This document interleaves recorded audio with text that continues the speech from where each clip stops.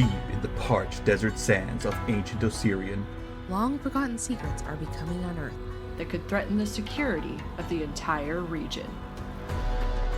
Through cursed tombs, undead crypts, and towering pyramids, our unlikely band of heroes must rise to the challenge and find the secrets of the Mummy's Mask.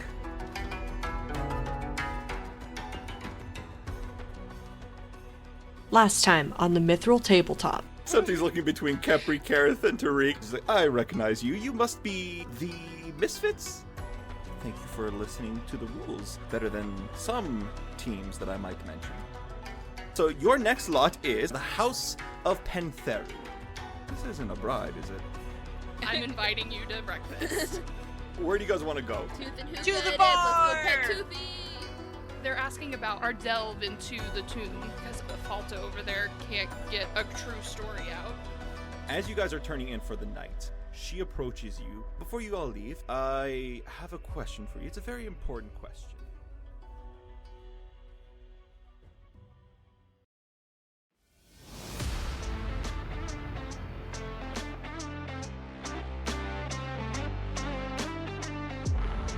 Good Mithril Monday, y'all, and a happy Juneteenth if you are listening to this episode on our release day. This is Erin, the voice of Tariq. This week happens to be a very historically rich week for me. Not only are we getting to celebrate Juneteenth as a national holiday here in the United States, but I also get to celebrate the 160th anniversary of my home state, that is, the state of West Virginia.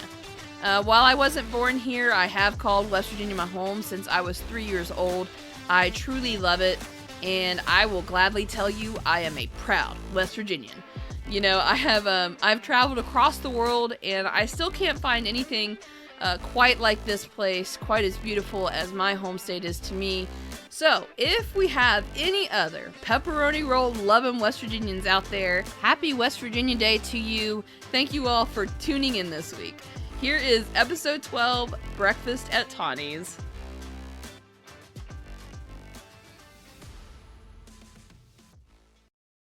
So, as of this recording, it is May 20th, which means last week, Nintendo released The Legend of Zelda Tears of the Kingdom, and I have been so hyped for so long. Oh, I should have checked to see how many hours I have in it. I feel bad for Erin because she is the only one that does not have this game, and all of these comments are going to go over her head. Yeah. So she's never played any Zelda either. She like can not just this game, nap. any Zelda. Oh yeah, and you don't own any of the Nintendo systems either, do you? Just keep it coming, guys. What else do I lack? Look at the strange one over there. Look at how different she is. I mean, technically, if you really want to get technical, Anjela hasn't played through any of them either. I have, yeah. Let's talk about Anjela. Wow, Anjela, you haven't played through any Zelda? Like, she tried to play for Breath of the Kingdom. Breath of the Kingdom? Breath of the Kingdom? Even I know it's not called that, totally. Whoopsies! No, okay, so whenever I play Zelda, I don't know why, but I get an anxiety attack. I can't blame you. I don't know why, and that's the only game, and I think it's because it doesn't progress in a way that I think it should. Like, in my mind, when you're playing a game, like, you beat an enemy, you should level up. And I know, like, some games are a little bit different, where it's like, so, like, Final Fantasy 15, or is it 16? I don't know. There's that many already. Are you talking about 15 where you could equip that accessory to postpone the experience? Yeah, but like you get experience with each fight, but you don't like level up or whatever until you go to sleep, kind of thing. Mm-hmm. Yeah, that was 15. But there was still a progression of where you would like level up and you can see. And in Zelda, I guess, like, I just freak out because I'm like, am I strong enough for this area? Am I not strong enough for this area? And then I just, like, but when I'm watching Katie, I can be Like, I can tell her, hey, you should do this, and it works. But if I try to do it, I'm like, I don't know what I'm doing. What is 2 plus 2? So your anxiety comes from the fact that there's no level up system, that it's not a true RPG, it's just an adventure game? Yeah, I guess. I don't know. And I also don't... So I love watching Animal Crossing videos. Like, so when Alyssa at her job is on Twitch and they're doing, you know, the Animal Crossing, I love watching that. But me playing it, no. What about you, Ashley? You just started playing your first Zelda game. What game did you start with? I started with Breath of the Wild, but here's the thing. Like, I understand Anjela, because I had to put it down yesterday. I was like, my fingers don't move fast enough for this. Like, I would try to do something, and, like, they'd have, like, 3 of the bokoblins come at me, and I was like, hold on. I can take 1 at a time. 1. And then I found Hestu today, and I am, like, obsessed with Hestu and the Koroks. They're so cute. But he does a little dance. Just wait. You will begin committing your war crimes soon enough. Oh, goodness. What the fuck are you I'm just talking not fast enough. You been need to committing see war the crimes? TikToks, dude. Oh, you mean all the brutality that everyone's doing to the Tears of the Kingdom Koroks? The war crimes. Oh, no. Oh, no. But going back I to do what it Ashley accidentally. Andrew literally, like, put one on the front of the cart and ran the cart into a wall, and it went, oof! And I was like, don't I be didn't know you mean! could put it inside the cart. No, Anyways, you back to put you, him Ashley. on the What were you outside saying? of the cart, in the very front, and ran him into the wall. I didn't know. I do it But you accidentally, and then I just let it happen. Oh, They're gosh. immune to damage. It's fine. We're not committing real crimes. I was trying to make, like, this cart to get to the friend or whatever, and discovered that the carts, even with a fan, do not like to go uphill, so it just fell back down. So I jumped off, and it just kept rolling with him on it. And I was like, bye. Angela Bye, started friend. cackling. That's okay. Andrew left one on a cart just sitting in the middle of nowhere and said, I will come back to you. I can't do this right now. And he didn't come back? Nope, you didn't. He's just still glued to a cart, waiting to go to his friend. It's fine.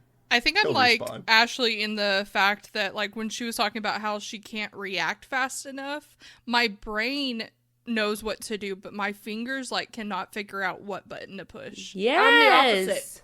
I'm the opposite.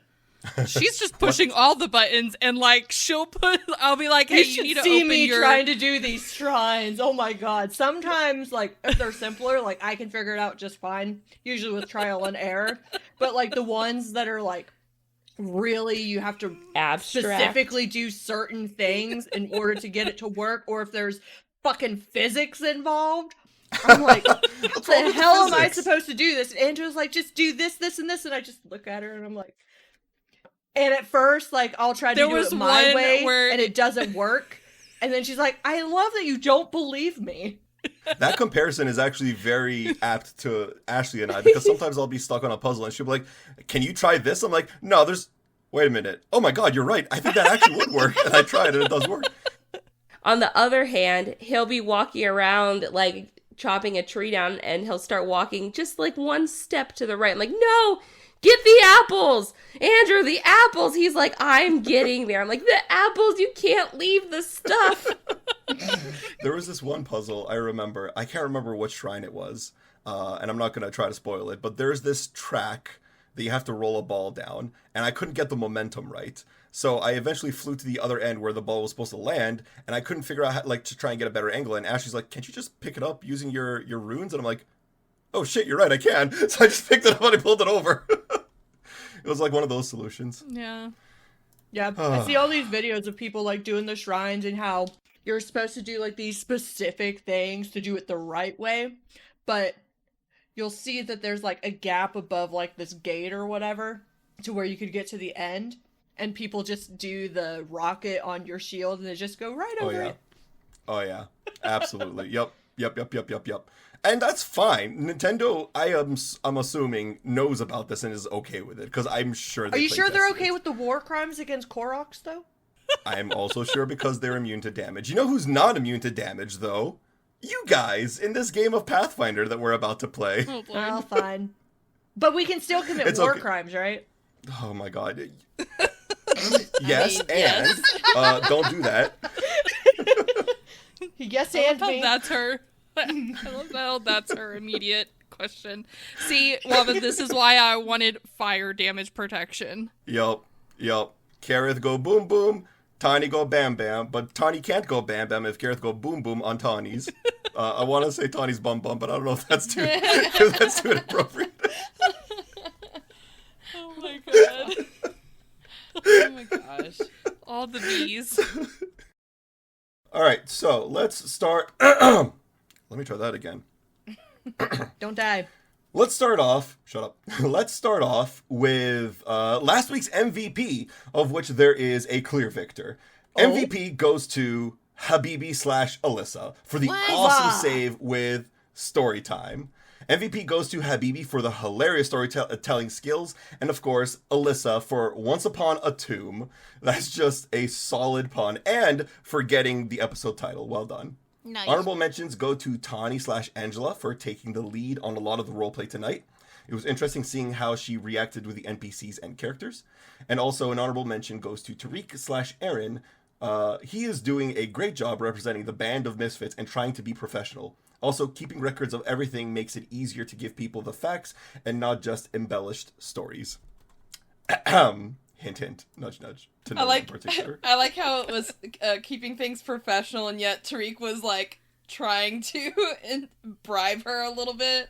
Not for what she thought, and like he was also lifting books and to show off his muscles. But he was keeping it profesh. Super professional. Tariq has muscles?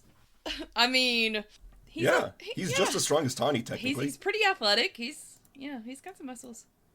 He's more brawn than brain. But let's do a quick recap. Me. I don't know. He's pretty much brain too. He's got it all. So, it's true. Tariq is very well-rounded. All of you guys are. I'm very proud of all your characters. So, when we last left our heroes, they had just finished exploring the tomb of Akintepi. They found out that he was a military general in his past life, and he died a little bit before the plague of madness that split the city in two, resulting in the half-dead city. Or I guess the half city. You guys eventually made it back to the city of the living, and you went back to Septi and gave her the full report, embellished or otherwise. You gave her some objects that she would hold on to for safekeeping to be sold later at the auction, and then you guys went over to the Toothed Hookah to further embellish some of your stories. You heard some of the stories from the fellow adventurers.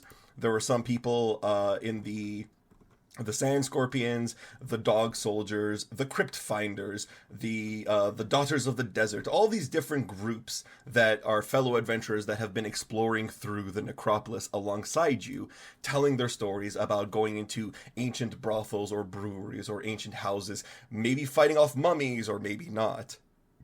Then you guys went up and you did your Once Upon a Tomb story. And everyone was having fun, drinks were shared, it was a great time. At the end of the night, though, the mysterious woman with a big purple hat approached you, and she said, I need to ask you a very important question. Are you prepared to hear what that question is now? Yes. Yes.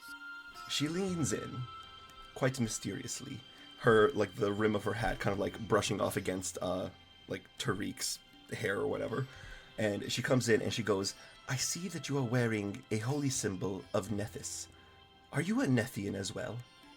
And you can see around her neck, she also has the holy symbol of Nethys, a half, the mask with half black, half white. Tariq kind of arches his eyebrow a little bit in the way, like, suspiciously looking at her as she's, like, very close to him, and he goes, who's asking? I just introduced myself. My name is Valriana Hypaxis. Was this boy not paying attention? He acts like there's been 2 weeks break in between the last episode. You mean we're supposed to remember everything? I mean, I listened to the last episode before recording this next one. I don't know about you guys. Yes, I definitely did that. So sure. Tariq's gonna kind of like narrow his eyes at her and be like, Nethys is the god of my family. It's kind of our tradition to serve Nethys. Why? And she kind of looks down towards Khepri. Khepri is, halfling, so she comes up to like about the waist of Valriana. Valriana isn't a super tall lady. She's about like 5'6", 5'5" maybe, but she's still like twice the height of Khepri. So she looks down and she goes, "And this one over here, is she also a Nethian?" Yes, of course. That's my brother, so you know. Very well. Then it seems that we have mutual interest in a site in the necropolis. Did you know, and this is quite preposterous to me, I don't understand why they wouldn't do this. Did you know that the Grand Mausoleum, the Pharasman priests there, they aren't allowing us to take special requests? I think it's outrageous. I'm a follower of Nethys. I have a special connection to the Erudite Eye, as do you two. They should allow us special treatment in seeing this site specifically, because it would serve better knowledge to us than it would to anyone else. They wouldn't understand the secrets that we understand of our Lord and Savior Nethys. Our Lord and Savior. I mean... She probably wouldn't say that, to be honest, because Nethys is kind of aloof and very distant from the rest of the world. I was gonna say, like... I couldn't help myself. Have you heard of our Lord and Savior Nethys today? With all due respect, I understand that you want to preserve the history. That's what our family's about as well. But we all signed up for this lottery, and we all understand that it is random. If one of us get chosen, that's fantastic. And we need to respect the rules. We're not the only people who worship Nethys or know about Nethys. Very well, but at the end of the day, I do think, and I'm sure you will agree, it will serve us better if a Nethian were to explore this site more than, say, for example, that fool Falto over there who was telling his outlandish story of fighting a mummy. It's ridiculous. No one believed him. If he explored this site, most of the knowledge inside this place would be lost forever. We must be the ones to explore this. So, if you hear of anyone who is assigned the Erudite Eye, please just let me know. I'm sure we can help each other. Do we know yet what our next site is? We're going to the mansion. Yes, you are going to the House of Pentheru. Okay. I was like, well, I wonder why she's mentioning this. Does this happen to be our next spot? It's not. They are random, guys. I am actually rolling for these. Really? That's kind of cool, actually. No, I'm not. I'm completely lying. Oh. You think they have like they gave me 20 different maps and Pies was like, here's 20 maps. Yes. You just filled out the entire book with 3 things that you need to do. The rest is just filler. Use them in other adventures if you want. I mean, it doesn't sound I unreasonable. wouldn't put it past them. I mean, it's very unprofitable for them.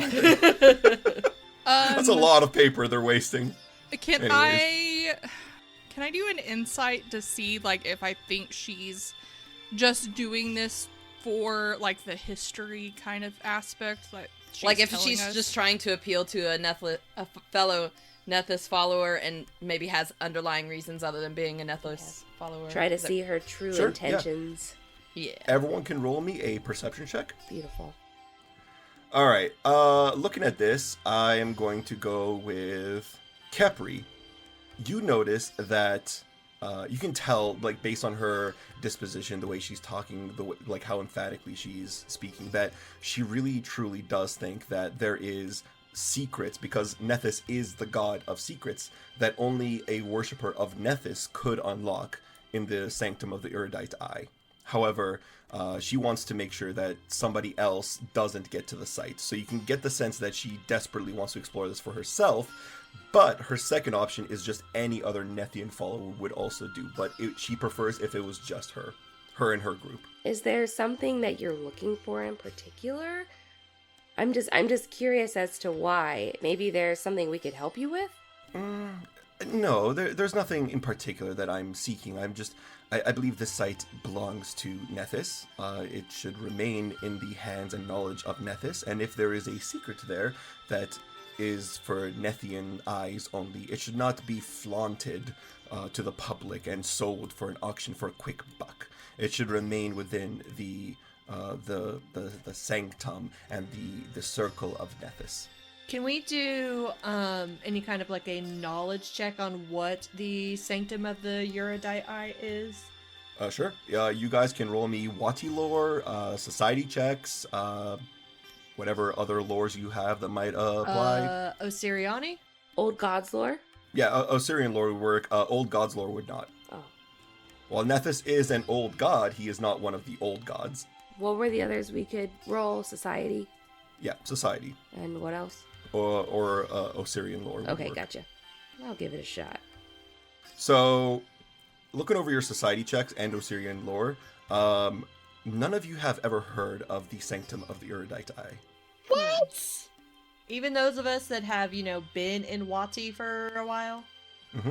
Well, remember, the necropolis is barred. Nobody's allowed in there. And even for the two of you who have journeyed into the necropolis illegally at night, you probably were just like, avoiding the undead and more paying attention to each other, getting away from people, as opposed to exploring it and, like, looking at places. Like and even if you did see... Yeah, and even if you did see a place, it wouldn't have the name Sanctum of the Erudite Eye printed on it. And I doubt that Habibi and Tahni would go past, like, where the archives are, like, which is number 2 on the map. Like, they wouldn't have gone far from the wall. Yeah. Yeah, exactly. Well, Tariq is going to kind of, like, back away, like, take a step back away from this woman who's still, like, though she's leaned back, is still kind of, like, in his space. And he's just going... Yeah, he's going to kind of, give her another look over, and he says, "Despite what you think, we are all in this for shared knowledge. I've never heard of this before.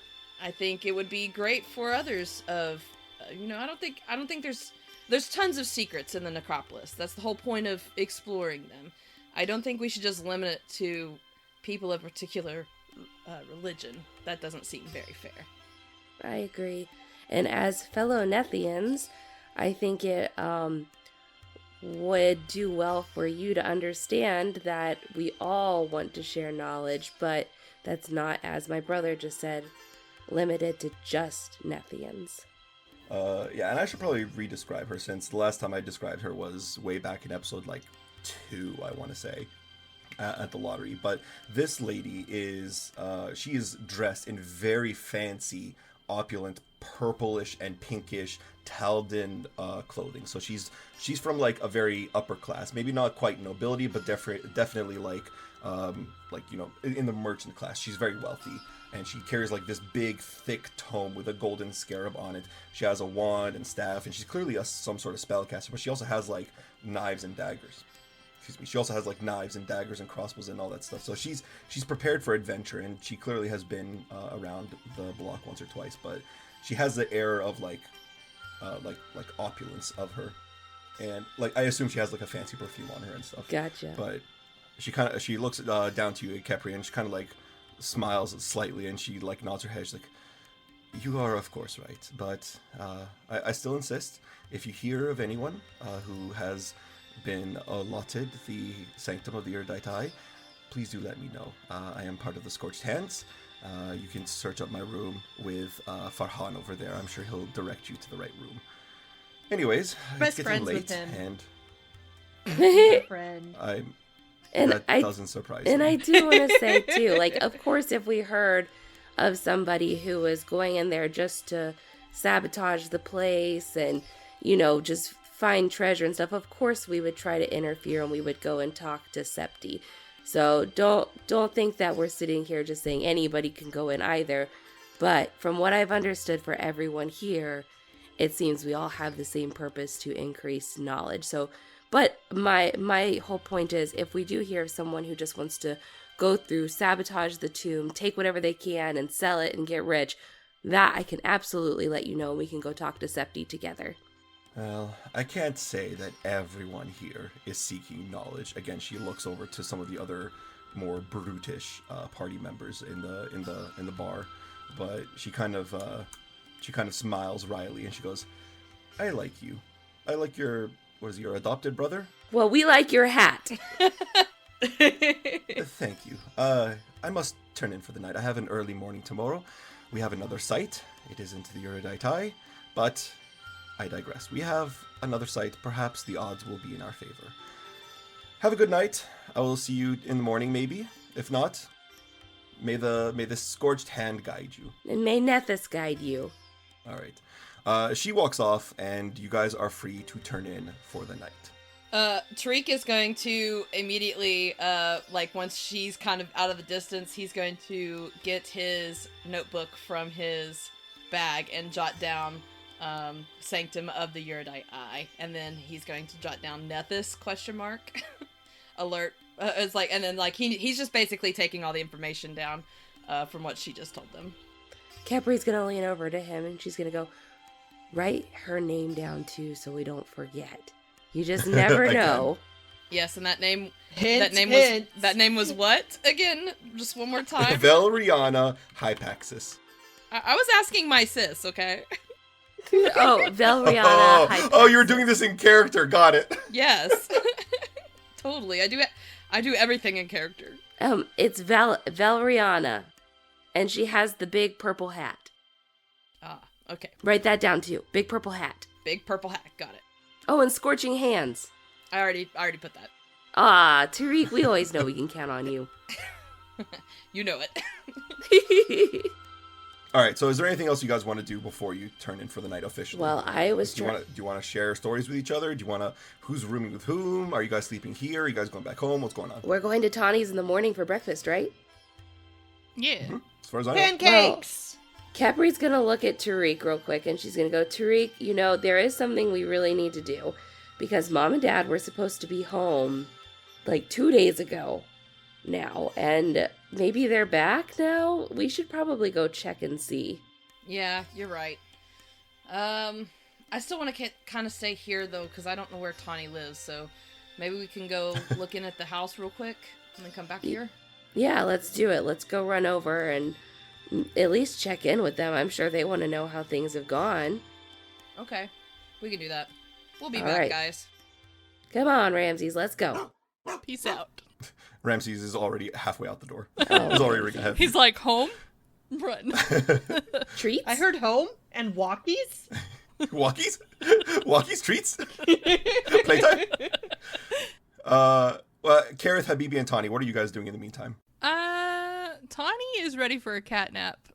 Get out. Cat nap it is. You want to go to the Tooth and Hookah? Yeah. You guys are in the Tooth and Hookah. Yeah, but can't we sleep here? Yeah. If you guys want, you still have your room access. Okay, yeah. I'm down. All right. So Tahni and Habibi are going to have another slumber party. Keryth, where are you going? You're welcome to join us. I promise I don't take up a lot of the bed. I thought you were going to say you don't bite, and I was going to that's a lie.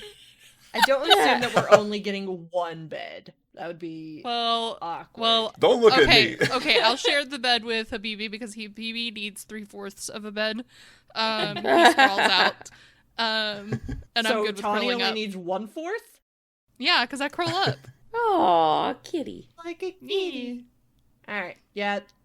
Keryth doesn't want to have to go all the way to the Aspa district to where his house/workshop is, just to, have to head back this way in the morning, especially because he doesn't know where Tahni's family lives. So, he would have to come back here anyway. So, he is going to be okay with rooming with them. We'll definitely get a room that has at least 2 beds, though. Oh. That's fine. He's nothing if not a gentleman, okay? I am sure. He's an old man. He's been around the block. He knows how to be polite. He's not old. You are an old man. Objectively, you are 10 times older than everyone else in the party. To humans, maybe. He's still young. And also halflings and catfolk, too. Oh, okay. They're all involved in here. They're all old. Okay, compared to elves, though, he is still rather young. All right. So, as you guys bed for the night, you three, we're going to cut quickly to Tariq and Khepri as they walk over to their house. And as they approach, they can very clearly see that it is deserted. It's empty. It hasn't been touched for a few days now. See, this is worrisome. No one's been here. Tariq's going to kind of check inside the house just to see if there's a letter or anything. Yeah, you'd think if they were going to take longer, they'd be back by now. Yeah, I mean, they were supposed to be back the day of the lottery. That's what they told us. And maybe they ended up on an important task. I don't know. But at least send word. This is very unlike them not to show up. Yeah. You know what? I'm gonna go check with the neighbors real quick, see if they've heard anything. Maybe we're just missing them. Good and idea. He's gonna walk across the street to the nearest house, and he's going to knock on the door. All right, so you approach the house of your neighbor Yusuf, and he's this kindly old man. He's a little on the fatter side, and he kind of like walks up, and you can see his hair is full of, like, it's all white. He has a big bushy mustache, but no beard, and he kind of like opens the door, and he goes, "Oh, if it isn't Tariq and Khepri, how have you two been? It's been so long. You guys never come over anymore. What do you want? I don't have any tea right now, but I can whip you up a cup. I can come inside. Let me be hospitable to you guys. Come inside. Come inside." Tariq kind of puts up his hand. He's like, "Oh, I'm sorry, Yusuf. I don't mean to bother you. I know it's getting kind of late in the day. I don't really have time, but have you seen my parents at all? They were supposed to be back from a trip yesterday, and they still haven't. Actually, I was expecting them to be at our lottery and see us off on our adventure. You know, we're exploring the necropolis. We're one of the groups." And oh, you guys are in the necropolis. Yeah. Oh, wow, that's very special. I remember when you guys were just little kids. You remember you were like this tall, and you were just rambunctious little kids. And I remember babysitting for you guys. Oh, it's so hard to believe that you guys grow up so fast. No, I think about it. I haven't seen anyone in your house for a few days. You said they were supposed to be back the day of the lottery. Oh no, that's strange. You know, I'll keep an eye out. If I hear or see anything, I will let you guys know. And then he goes, "Well, Yusuf, if you could, we're staying in the time being. We're going to be staying at the Tooth and Hookah, just because it's right outside the necropolis. Would you, if you see them, would you tell them that we're looking for them, or would you send word if you hear anything? We're just really worried." Yeah, yes, of course. No, but why are you in such a hurry? No. Come inside. I can make tea. I promise it won't take more than 5 minutes. Please, do you want to come in? I can whip something up real quick. We have just a very, very early morning tomorrow, and we really need to go and ask other people. So we so appreciate it. We'll come another time. Okay, fine. But you have to promise to come in at least for a few minutes. You know, my wife and kids, we miss you. We haven't seen you in so long. Don't be strangers. You guys are neighbors. Come over anytime. Oh, thank you. Tell you what, Yusuf, we'll have to do that once we have a little bit more adventuring under our belt. Oh yes, I can't wait to hear all of your stories.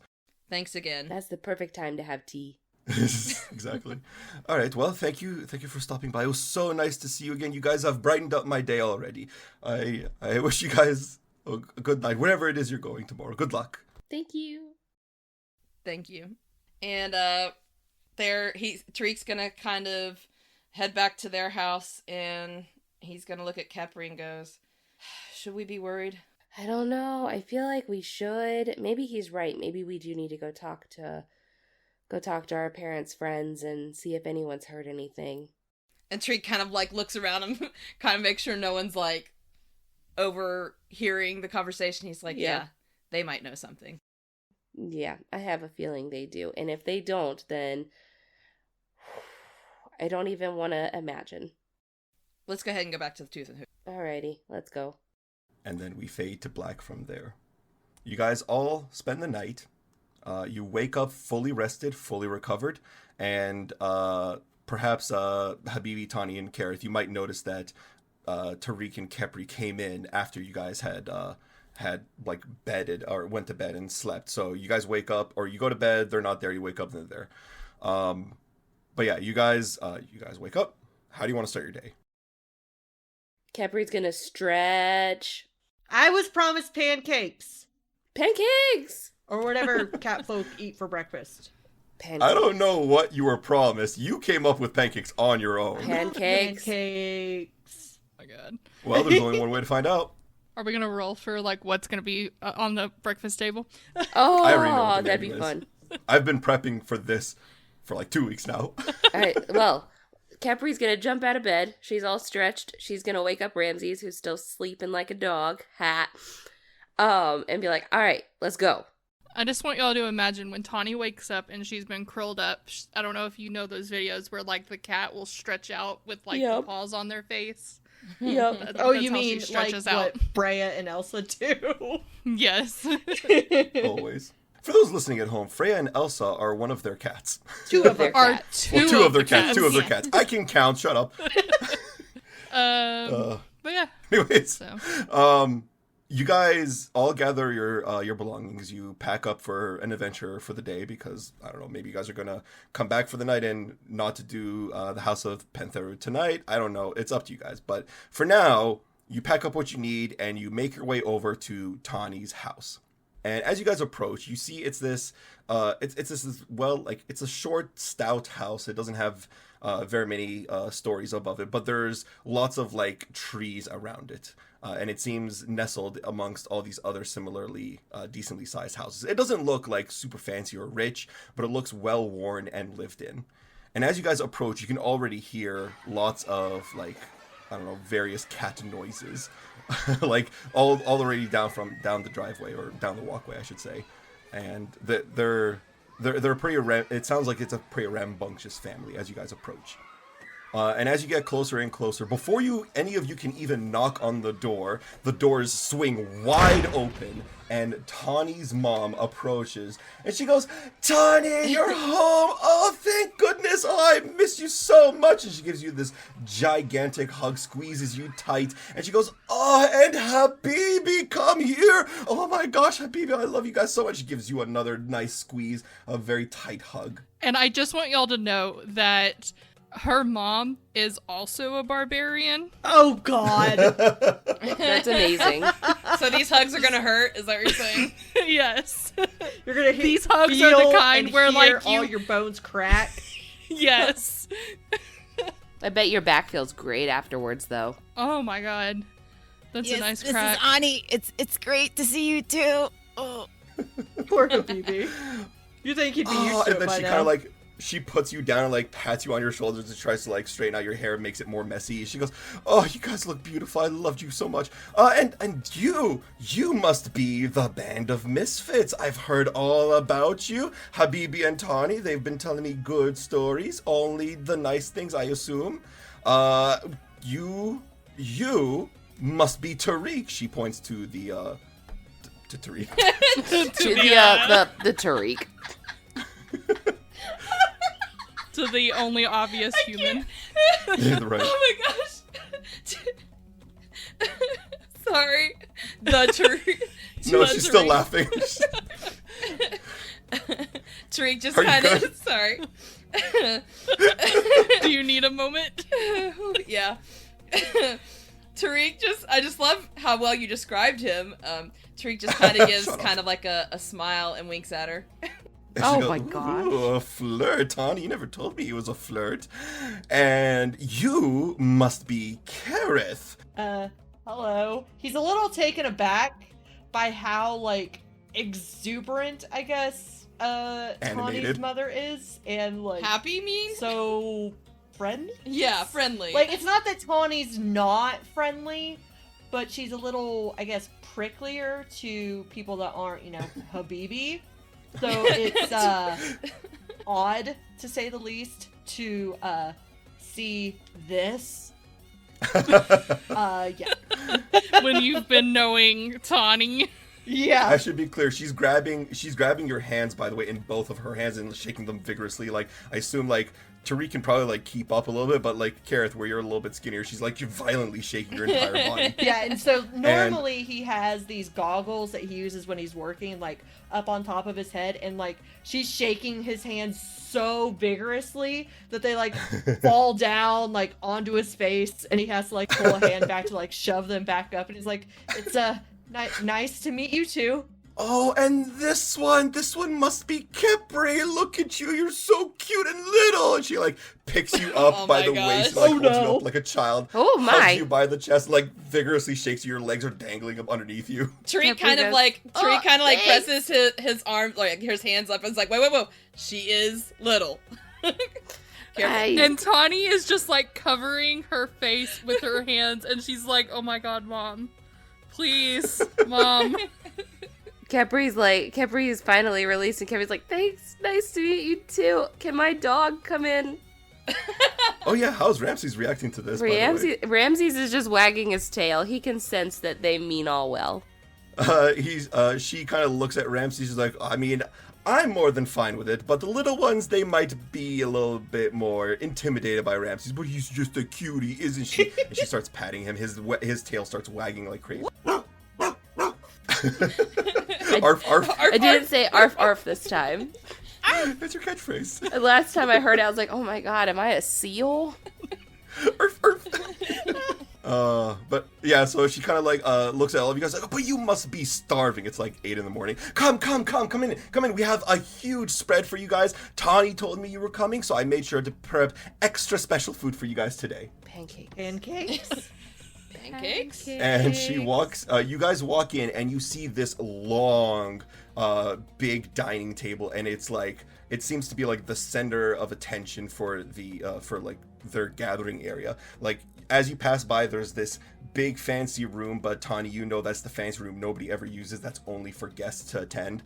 As you guys walk in, you pass the fancy room that no one ever uses, and you walk into the dining room where there's this big giant table I described. And on it, there is not a single space available for you guys to put cutlery or like plates or cups or anything. It's just food upon food upon food. There's fish, some ham, some turkey, and then you also have some more Assyrian style dishes. You have like mountains of pita bread, some hummus with paprika sprinkled on it. You have all this falafel, you have all this kofta, and you have fool, and you have all this other like hard-boiled eggs and a special cucumbers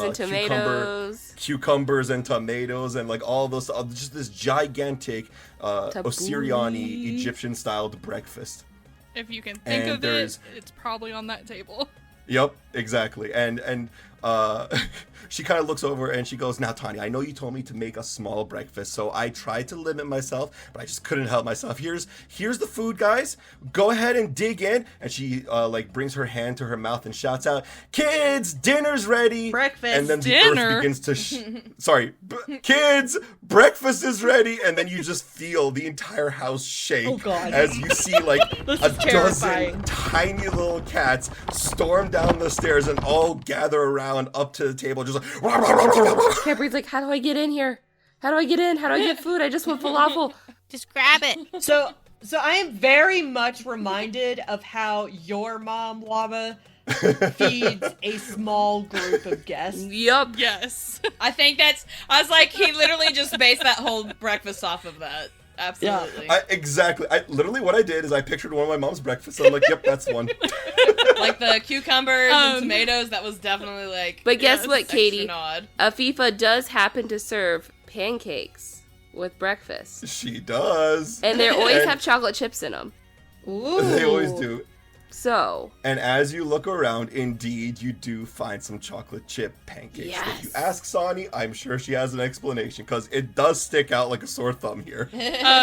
So Tahni is, like, as, you know, her mom is calling up for the kids to, you know, come running down for their food, she's, like, handing everyone a plate in the group, and she's like, you better hurry. It's gonna be gone.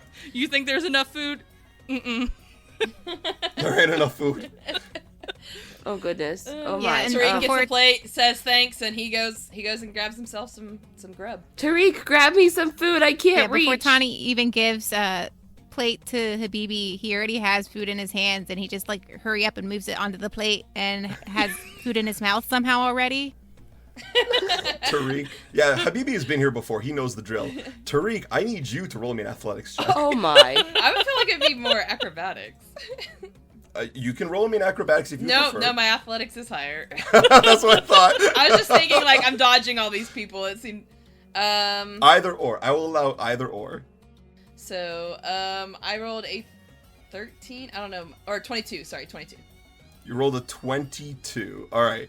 Yeah, so you come in and, like, you try to reach in, and some of the kids, like they're scurrying, like, they're clambering on top of the table, too. Like, they're not just, like, around the table. They're, like, jumping on top of the table, like, bouncing around. I mean, they're little cats, right? And so they're walking around. Some of the cups get, like, knocked off the table. And you try to walk in, and, like, at the first, you're like, can I just, excuse me? And then you see that they're definitely ignoring you. You're like, all right, I know what to do. So you pick one of these kittens up, and they just kind of, like... And they're like flailing about, you like gently put them aside and you reach in for your plate and they kind of just like ignore you and like move on to the next plate. That's amazing. And you'll notice, even though they're like clamoring everywhere and like some things are falling off the table, they're not like putting their feet in the food. They are like skillfully like moving around each of the towering plates of food. So everything is still good to eat. Like they're dancing around everything. That's cool. Tariq's gonna grab as much food as he can in just a quick few seconds. He's like kind of got his, I don't know if you can imagine, like his elbows are up a little bit to kind of guard the plate that he's stacking food on, and then he's grabbing some stuff that he sees and something that that Khepri might like, and he's just getting it and he's getting out of there. Tariq, if you can't get the pancakes, then I will. And then Tariq's gonna like appear and his plate's a little bit covered up, and he's like gonna step in front of Khepri and he's like, "Look what I got." And he got like a stack of pancakes. Yes, you're the best. Perfect. All right, and then I assume you guys just repeat this process. Does anybody else want to attempt an athletics check? Khepri wants some falafel, and she wants to try to jump on the table. Oh God. What about you, Keryth? You're awfully athletic and stuff too, right? You can handle this. No, but Keryth has the advantage of being tall, so he's just gonna kind of like reach over the top of all these like little kittens to grab himself a plate because they are small. He is not. Well, that is true. I still need you and Khepri to both roll me either an acrobatics or athletics check. Khepri's gonna look at Tariq real quick, and she's gonna be like, "I know I'm a pain in the butt, but I'll get you some too because I really want some falafel. It looks good." Just be careful. Oh yeah. Okay. And for any of you guys who have ever had this signature Egyptian dish, it is very pungent in a good way. It has a very strong aroma, and it's very like enticing. Like it makes your mouth water just smelling it. All right, Keryth, Katie, and or Ashley, what did you guys get? Yeah, that's how I feel too. So I rolled acrobatics because he has a slightly higher dex than he does a strength score.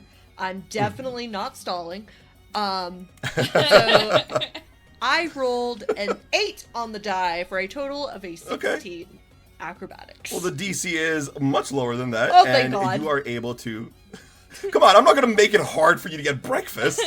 You guys managed to reach over, and grab yourself a plate. I assume, like, every once in a while, like, maybe, like, a falafel or two will be, like, maybe, like, a pita bread will be snatched away from your plate, but, like, nobody's touching your pancakes. Pancakes.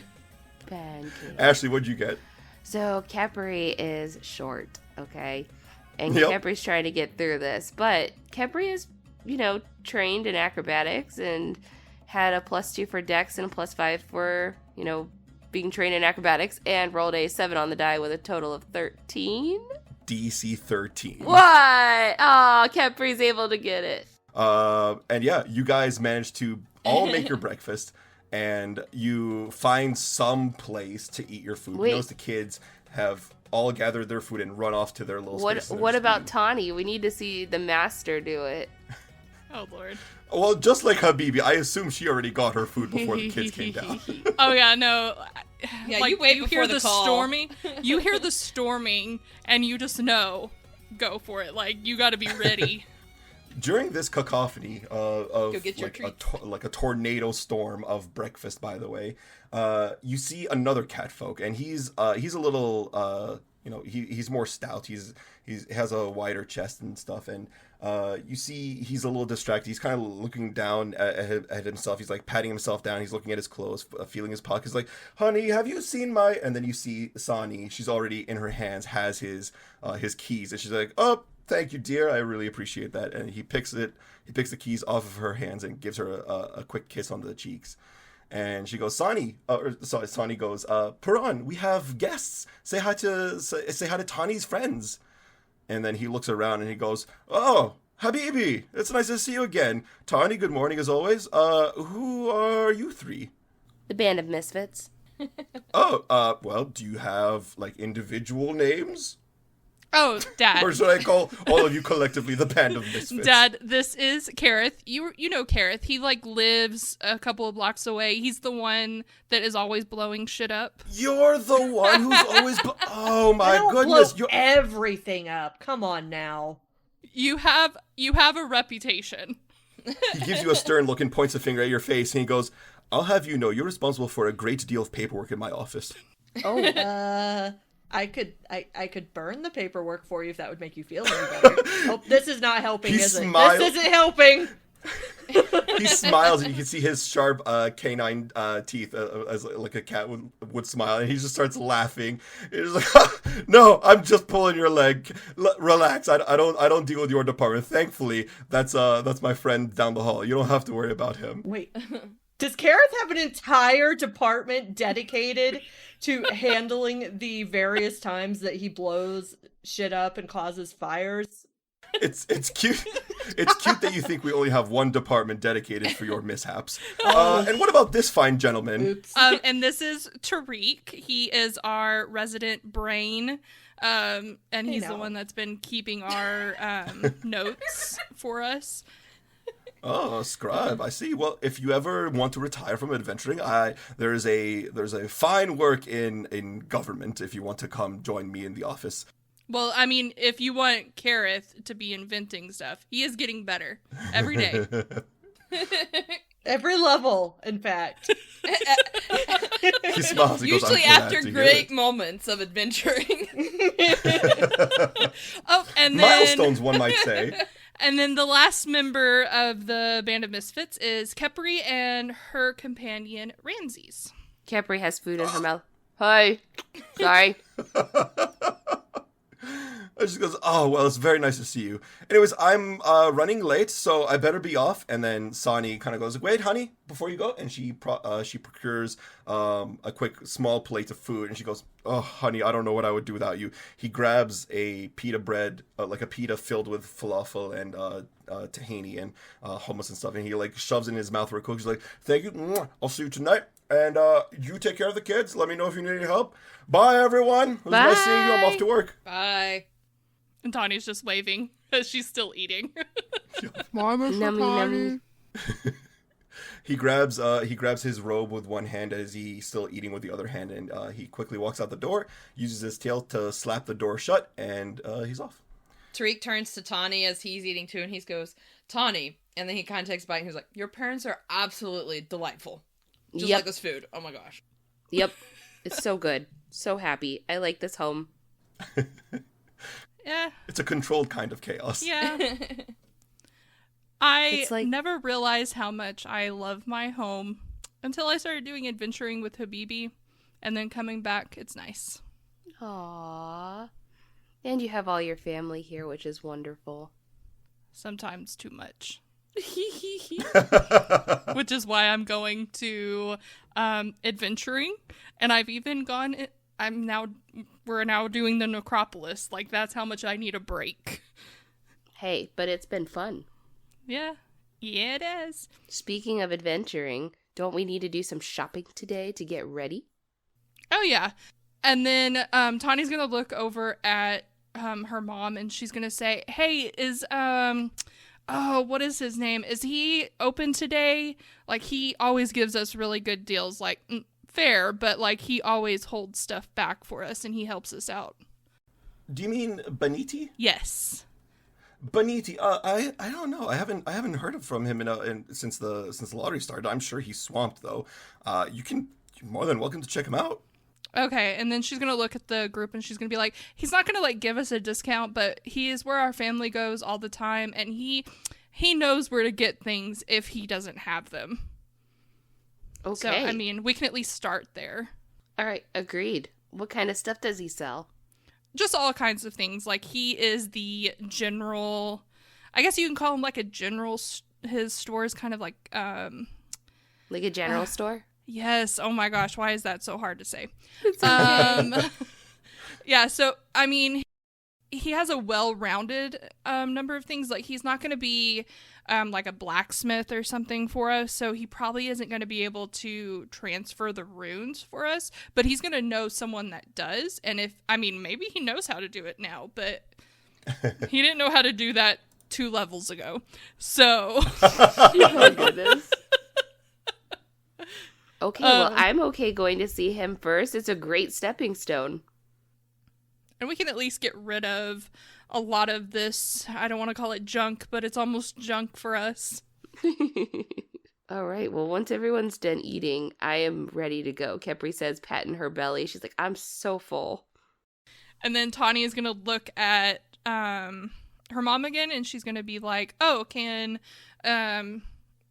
any of the leftovers, can you pack it up for us for, some rations for us? Because we're about to go to our next site after we do some shopping. She smacks you in the shoulders like, come on, you know me better than that, Tahni. I'm already working on it. Aww. Tahni, your mom's the best. If you really want to beat the rush for the shopping, I'm sure lots of adventurers, just like you guys, are already going to be getting a head start on the shopping. Just come back after whenever you're ready, and I'll have all the food packed up for you guys. Awesome. Thank you. Okay. And I think he's just down the road, past that mansion towards the north. He has like a little shop there. You'll know it. It has a huge sign outside of it. What was his name again? Beniti. Beniti. Okay. Beniti. Do you feel bonita? I feel bonita.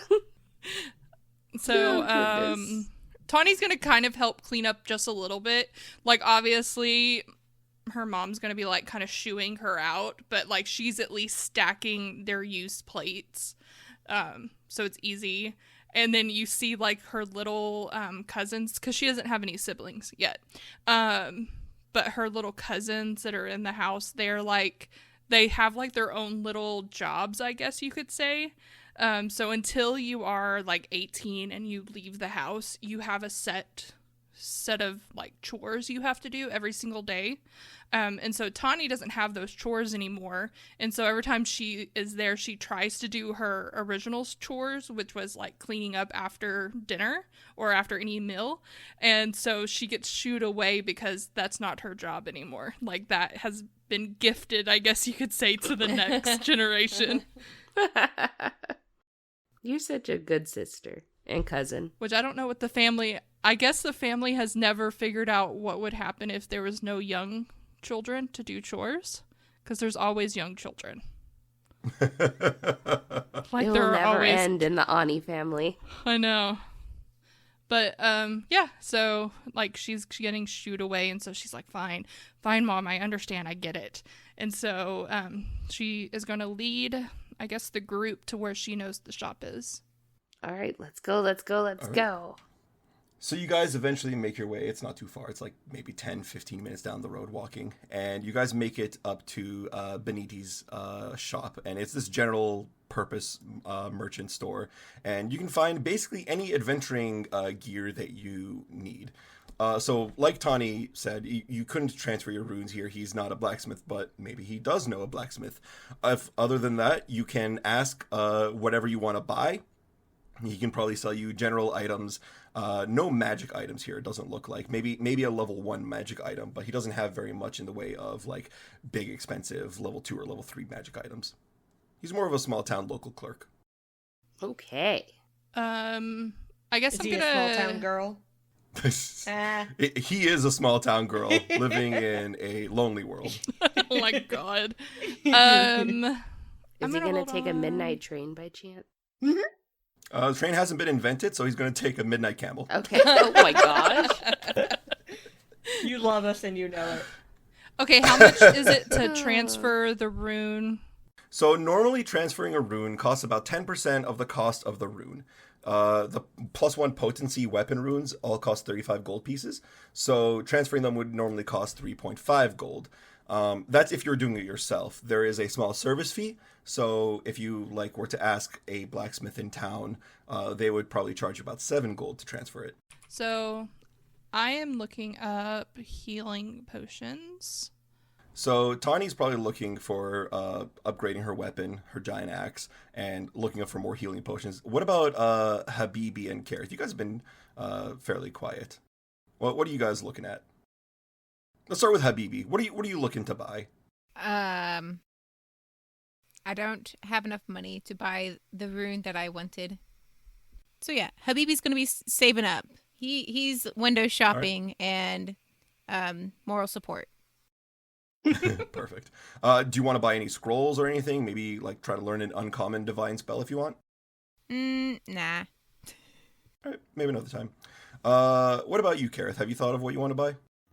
For sure wanting to do the +1 rune onto the weapon. For sure. Yes. For sure. So we'll be getting rid of the longbow so that Keryth can hopefully hit things a little bit better. I wanted to get crafter's goggles, but that is expensive and I don't have enough money for that. So that isn't happening. So are you just currently also window shopping as well, or did you, other than the potency rune? Yeah, so for sure the potency rune. Eventually I want to get the crafter's goggles, but that's like 60 gold pieces or something, so I don't have enough for that. Yeah, we'll get there when we get there. All right, how about you, Tariq? Have you decided what you would like? I assume you also want to do a potency rune transfer. I was thinking about it, but I think I might just keep it on the sword for now. But he did have some like general items that he was wanting to do. Okay. Keep in mind that while you can spell strike with all of your any weapon that you have with you, you cannot use your conflux spell, spinning staff, with a normal weapon. It has to be your staff. Yeah. And you also have special abilities while holding your staff in Arcane Cascade, in that you can make your staff pretty good. Yeah. Okay. So Tariq is gonna say, how much would it cost for a new new rope? Sorry, what was that? I'd like another length of rope. General supplies. General supplies. Rope. Well, we have some rope. Sorry, usually people ask for more. Anyways, no, yeah, absolutely, right this way. He seems distracting. You can see like he has bags under his eyes. He's very tired. But like he walks over to the shelf off the side. He's like, over here we have a fine selection of rope. We got some hempen rope over here. It's about 50 feet long. 5 copper pieces. No, sorry, 5 silver pieces. 5 silver pieces? Yes, sir. Okay. The finest rope in all of Osirian, I promise you that. Do you have anything, any other rope or maybe straps of leather or maybe even already made, something I can make a harness out of for the dog? And he points back at Ramses. A harness, you say? I can place an order, make a special delivery. It should get here in 3 or 4 days. What colors? Colors? Khepri suddenly appears. She pops up from underneath. Well, colors, I suppose, since I haven't ordered it yet, whatever color you prefer. There are companion items that you can get for animal companions, but the common ones don't start until like level 5. No. Well, I'm just thinking of we might be in similar situations of needing to get the dog places that we have to climb. And so I'm thinking in advance, maybe we should have something more permanent rather than trying to jerry-rig something every time we need to get the dog down a shaft. I think that's a good point. Yeah, how much would a custom harness cost? Just thinking off the top of my head, again, I have to talk to my contacts, but no more than a gold piece. Probably maybe 8, 9 silver pieces. I have a gold piece. Great. I'm more than happy to give you the actual price once I make the order. Okay. We're interested in buying a harness then. You said you'd be able to deliver it, maybe to the Tooth and Hookah? I suppose. Who might I be delivering this to? Khepri. Khepri, yes. How do you spell that? Is it like the god Khepri? Mm-hmm. Khepri. Interesting. One of the spellings. There are multiple. I see. I'm sorry. It threw me off because you see that. Anyways, you can see he's like distracted. He's thinking of other things. Probably, where am I going to get this stupid harness? All right, very well. I will record for a harness. Is there anything else you might need? Is there anything I can get you? What kind of potions you got? You got any potions here? Only low-level consumables like healing potions and such whatnots. Sure, I'll take a couple minor healing potions. All right, very well. The standard rate is 4 gold pieces. You'll notice that unlike some of the other shops, I have not spiked up the prices due to higher demand because I believe in customer integrity. Aww. Tariq's gonna kind of do a nod to Tahni, and he said, "I'll trust you on that. We have a friend who says she goes here often, and she says that you're a pretty trustworthy guy." And then he kind of and then if my old eyes don't deceive me, is that little Tahni over there? Little. Well, I'm not so little anymore. I knew her when she was a young kid, a young kitten. I may have snuck into his shop and then destroyed something and then had to work in his shop to pay it back. Oh. Her mom and I, we have made many such arrangements in the past. Oh no. Oh, Habibi, I didn't see you over there. It's nice to see you again. Always a pleasure. Always a pleasure. So Khepri and Tariq, is that all you would like to order? Oh, I need healing potions too. Fantastic. I should have a few left. Oh, I need to they get are those. going quickly, and they're in very high demand. It's dangerous out there in the necropolis. I would like 2. Fantastic. All right. Well, here you go. And if there's anything else, I will be behind this counter, keeping track of all the paperwork, especially in the higher demand that happened right now. Sorry. It's okay. I'm not complaining. I'm making more money. It's just hard to keep up with. if it helps, I'll text it to you. Tariq keeps wonderful notes. Well, I'm sorry. I didn't think about it until like we were in the shop, and I was like, I should probably get more rope because that thing with the dog and the rope Ramses. snapping and everything like that. So my rope is probably. We all know how this is going to play out too, right? Yeah. This is never going to come up again. The dog harness? Yeah, it's never. You're going to buy this. You're going to strap it onto Ramses and everything, and there's never going to be a situation where you ever need to do this again. I almost doubt guarantee that. it. No. I don't know. If there's ever a still case have where a we have to pretty carry him, outfit. it'll be easier. Just And saying. he'll have a pretty outfit. Okay? And we can also. Oh wait, why don't we make it to where the harness has like pouches to carry stuff? Make him a That'd working be dog. perfect. Yeah, like he can carry Khepri's potions and stuff. You're making Ramses your pack mule? Yes. No, like they actually literally have No. working dogs that do that. Yeah, there are plenty of dogs who do and that. he's only going to be carrying at most 1 bulk. Yeah, There you like go. yeah. All right. Maybe his He's ration. just a puppy. He's a little baby. He'll Look get at older him. though. He gives you puppy dog eyes, wags his tail a little bit. Mister, can you make sure it's adjustable? Oh. Yes, it would be a bad harness if it wasn't adjustable. Okay, good. Is Tariq paying for the harness, or were you going to, Khepri? I can pay for it, Tariq. You do enough No, already. don't pay for it now. Wait until I make the order first. Come back to me in 3 days. I will have the harness then. Don't worry. Only about it. 3 days? Wow. I have my connections. They're all over in Tefu, just down the river. It doesn't take that long to sail down there. I did tell you that he knows people. Well, I have a question then. We were thinking about getting some clothes fitted for me. Who would we go to? Well, there is a, let me think, what was her name? Salma, yes, that's her name. She's in the midwife district. It's a little to right by the river, not too far from the river anyways.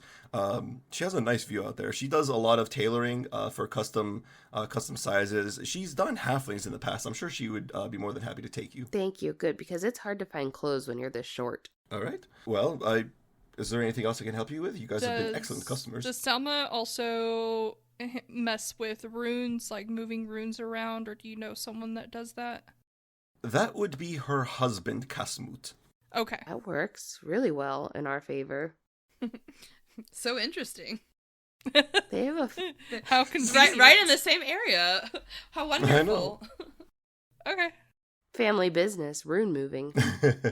And well, I mean, one is obviously making the armor, the other one is tailor fitting them and getting the measurements and all that stuff. Okay. So, is there anything else you guys want from Baniti? nothing that I could think of at the moment. All right. You guys journey down across the city from around the Asp district, and as you pass into the midwife district, it starts getting more fancier as you're getting more into the downtown area of Wati. Ooh. You walk past the Grand Mausoleum, the Golden Lake. You say hi to the crocodiles as always, as is tradition. Crocodiles. Walk past Tradition.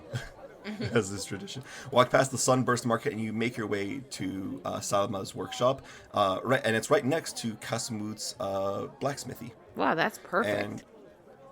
And as you guys approach, what do you do? Well, Tahni's going to go into the blacksmith, and she's going to, I guess, look around, see if she can find Kasmut, so that she can request. You see Kasmut, he's kind of behind the entrance, the shopping part of the blacksmith, and you can hear loud clanging coming in from the forge. And as you enter, you hear the bell ding, and he just shouts out, he's like, "I'll be with you in a minute!" And after a minute, this dwarf comes out, and he has this big beard, and he's shirtless and sweaty. And he's wearing pants, but like he just has like this apron on. He doesn't have an actual shirt. And he's wringing his hands, and he has these like thick, calloused, blackened from soot hands. And he looks up, and is like, "What do you want?" Your business. Your business. Your business.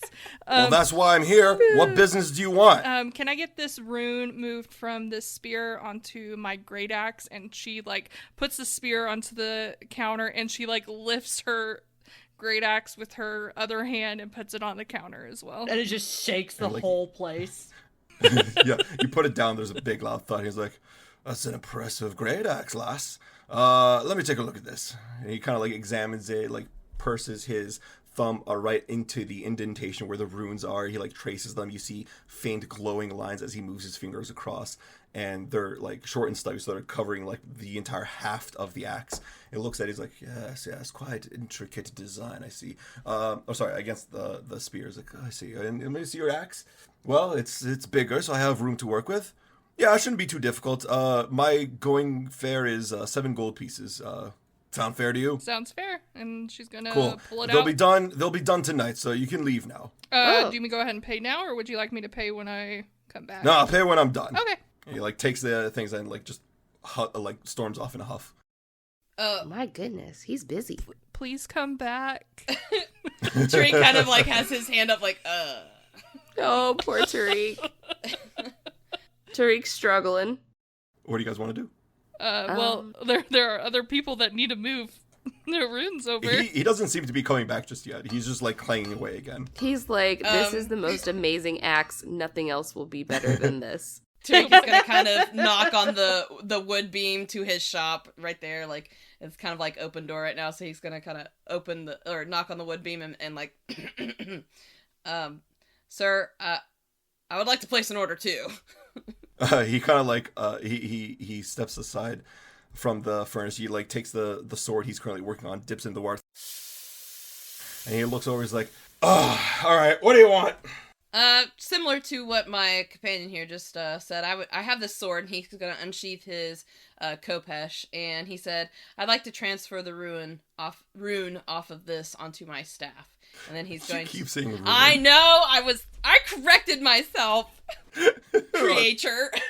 All right, he looks at the khopesh. He's like, yes, this is excellent, craftsman. Quite better than the spear, actually. I see this dates back to the 23rd century AR. I see.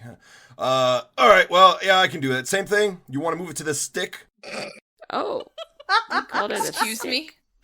And then Tariq kind of like takes his staff and is like, "This is my staff." Oh god. And yes, He's very that's what proud I want. of his He's like, "Yes, that's what I want." And then he hands the staff back over. I don't care what you call your staff. This is the object you want to transfer to, right? Yes. Cool. He grabs both of them and he looks to the rest of the party.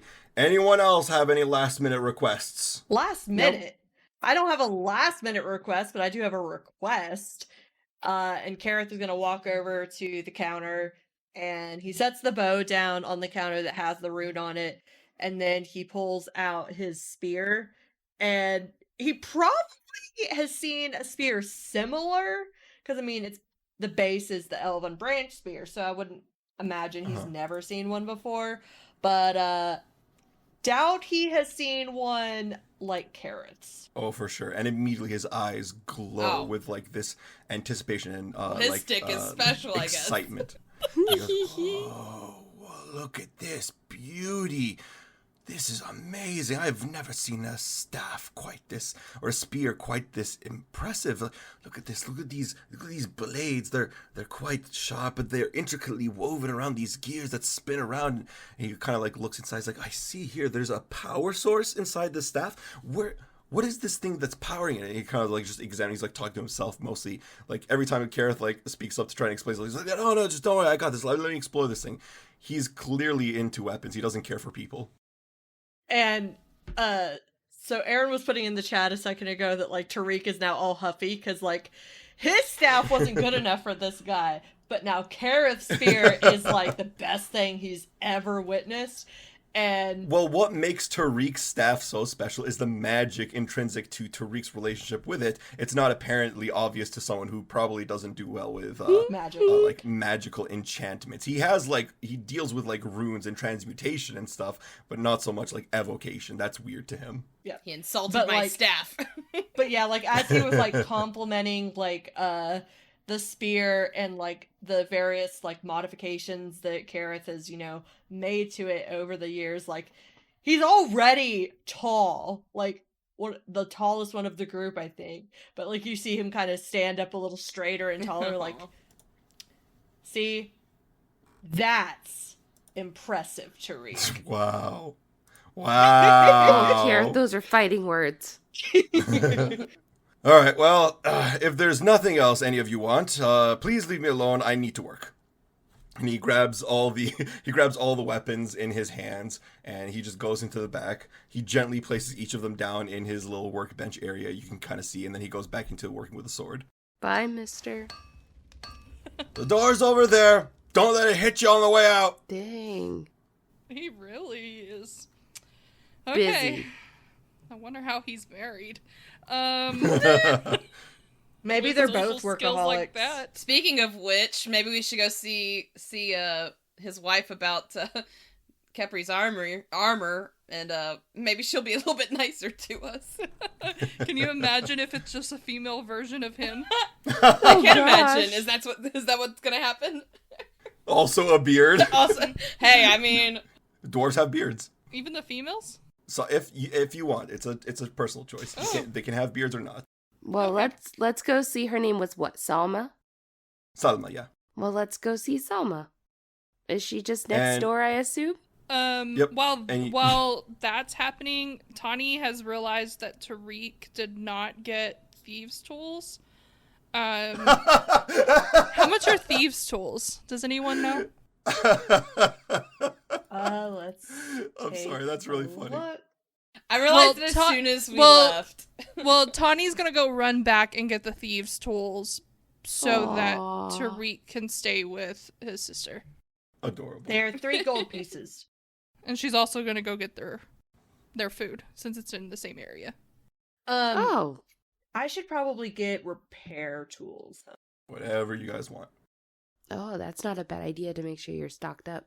You go chasing after Tahni? Wait. So Tawny's gonna take the gold from Tariq to go get the thieves' tools. She's gonna look around. She's like, I'm gonna go get get the food from my mom. I'm gonna get thieves' tools for Tariq. Does anyone need any last minute thing? Khepri's like, I don't think so. Not me, at least. 500 platinum pieces. Oh my god. 500 platinum. Hey, that's the equivalent of saying, hey, does anybody need anything? Yeah, $1 million. Oh my goodness. I mean, he is an old man, so. Oh no. Wow. Well, Khepri's gonna go ahead and walk up to Salma and walk into her door, and she's gonna go, hello? As you do, you kind of see this, this tuft of hair pop up from behind the counter, and she hops off of something so the hair disappears, and you just see her walk around the counter. Hi. And she's this dwarf that's also very well muscled, just like her husband. And she goes, "Oh, you welcome to my shop. What can I do for you?" So, I found this leather armor, and I just wanted to see if it could get fit to me. And I'm going to pull out that leather armor, and you can see, just the shirt itself is almost as long as Khepri. Honey, that ain't going to fit you. You need to come this way. I'm going to help you out real quick. Okay, good.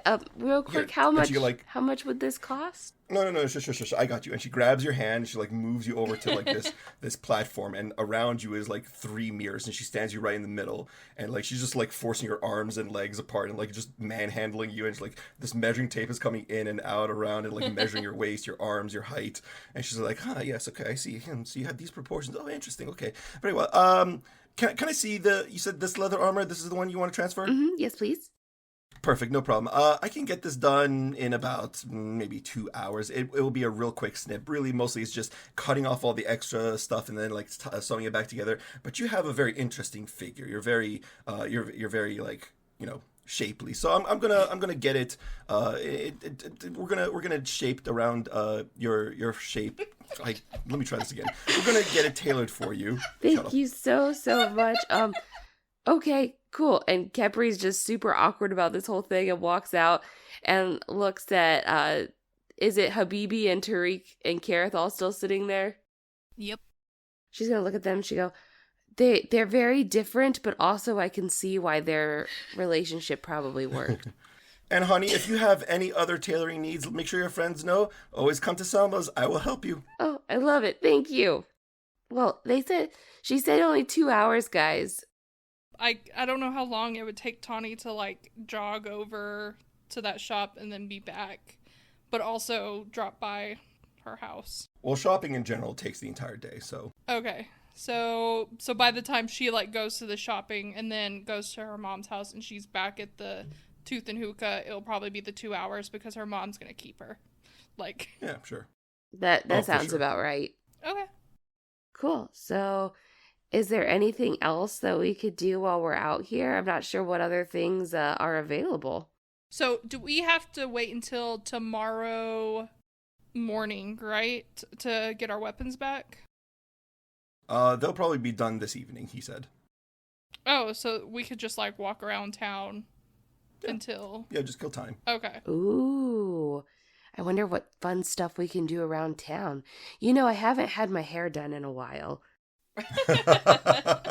Just saying. I'm sorry for laughing so hard at the shape it around your shape. I'm getting slap happy. It's so funny though. But he's like, oh, you're so shapely. You're gonna shape it around your shape. I was trying to not say shape, but my brain just went to the word shape, and I couldn't think of any other word other than shape. It was very funny. Is there anything else you guys would like to do? Khepri's already gonna go get her hair at least brushed. At least brushed. She's got really curly hair. She needs a little help maintaining it after all this adventuring. Especially with the dry weather and everything like that. Mm-hmm. We can't have it break.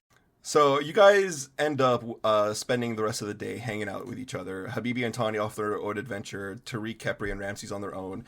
Keryth maybe bouncing between the two groups or exploring on his own. Maybe going back to his workshop, getting some last-minute tinkerings done. Whatever the case may be. You guys spend the rest of the day. You get your +1s transferred over. Huzzah! Your +1 staff, your +1 axe, your +1 spear. I got my armor. And then you get your hair done. You get your armor fitted properly. All this stuff. You guys have a full day, and you make it back to wherever it is you're staying, either the Tooth and Hookah or your own houses. Probably a little exhausted, but for a different reason than you would have been exhausted the previous day. And then you guys wake up to day 3, 4 days before the auction. And we'll see you guys next week. Woo! Yay! I have a repair kit now, so we can go back to the tomb and take out the bits and pieces and try to repair it. That's true, you could do that. But remember, you have 2 sites to explore and 4 days to do it.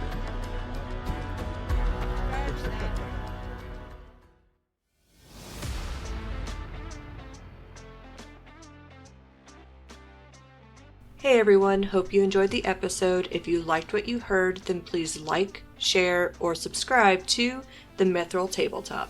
You can find us on YouTube, Twitter, TikTok, Reddit, or Instagram. Feel free to email us at themithraltabletop@gmail.com. We'll see you next week. Music and sound effects are provided to you by Envato Elements. The Mummy's Mask is copyright 2014. Mummy's Mask images, characters, and artwork are a trademark of Paizo Incorporated.